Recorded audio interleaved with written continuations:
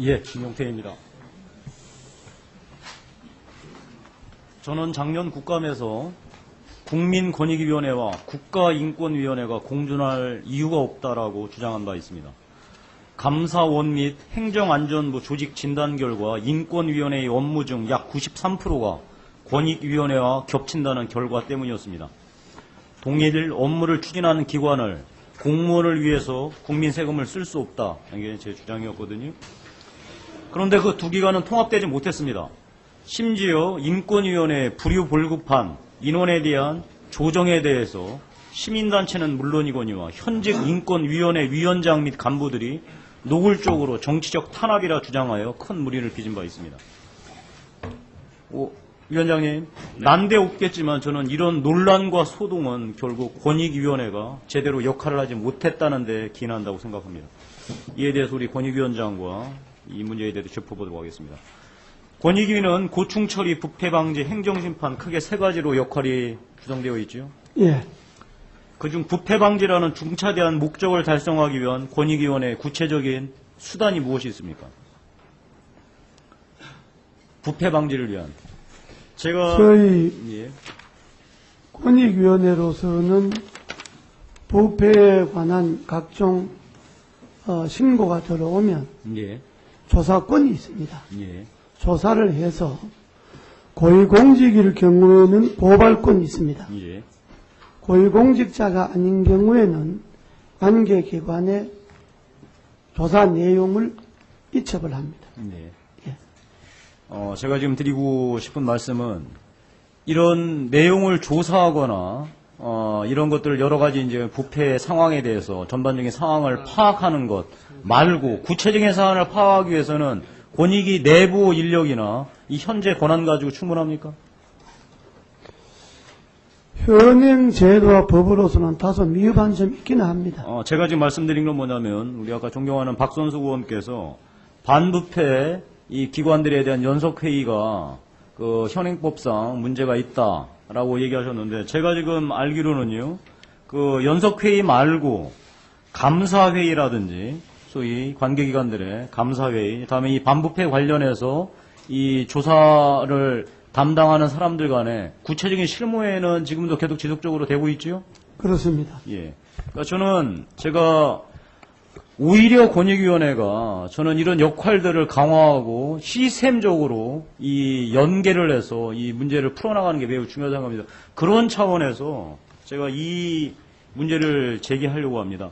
현재 공직윤리 기능 중에서 권익위한테는 행동강령 운영하고 비임현직자 취업 제한이라는 소위 이런 이제 권한이 주어져 있는 반면 사실 가장 중요하다고 생각되는 재산 등록이나 퇴직 공직자에 대한 취업 제한 기능은 권익위가 갖고 있지 않고 행정안전부가 갖고 있지요. 그렇습니다.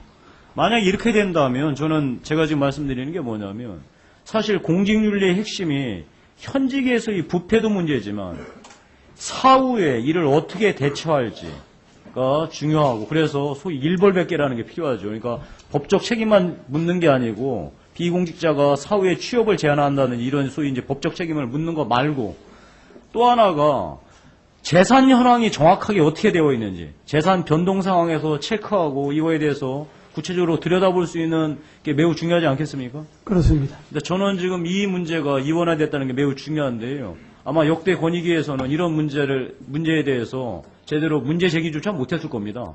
아마 눈치가 보이거나 뭐 힘이 없었기 때문이죠. 저는 이재호 위원장 입장에서는 저는 이 문제를 행안부로 아예 몰든지 아니면 권익위로 갖고 와서 무언가 책임있게 공직자 윤리 문제에 대해서 소위 그러니까 종합적이고 시스템적으로 문제를 들여다볼 수 있는 체계를 만들어야 된다고 생각하는데 이에 대한 보관이 있으십니까?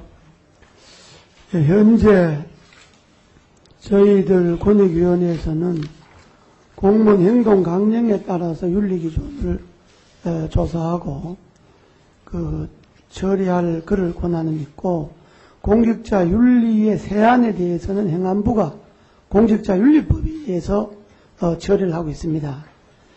이 부분이 일원화될 필요는 있다고 저도 생각을 합니다.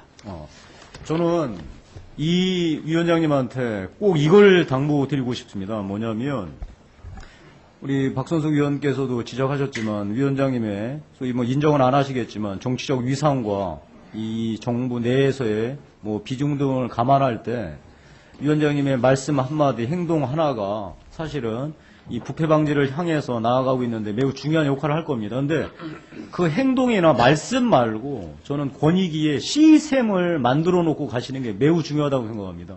그런 차원에서 이 공직윤리 이를 감시하고 시스템을 들여다볼 수 있는 이런 것들을 일원화하는 게 매우 중요하다고 생각합니다.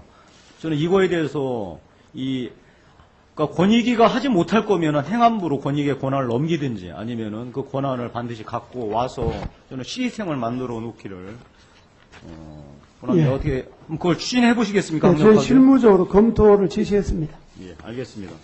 다음에 우리 보훈처장님께 묻겠습니다. 예. 그 보훈 체계 지금 개편 때문에 지금 사실 이 현재 기존의 보훈 대상자들이 뭐 이것저것 반발하고 난리인 건 잘 아시죠? 예, 많이 듣고 있습니다만, 예. 아직까지 그것을 갖다가, 완전하게 이해를 하시고 계신 것 같지가 않습니다. 제가 그 얘기입니다. 제가 지금 수차례 국가보훈처에 사실 2달 전부터 이 문제에 대해서 새로운 국가보훈 체계, 이 변경에 대해서 일목요연하게 설명 자리를 보내달라라고 했는데 도착한 게 4일 전입니다.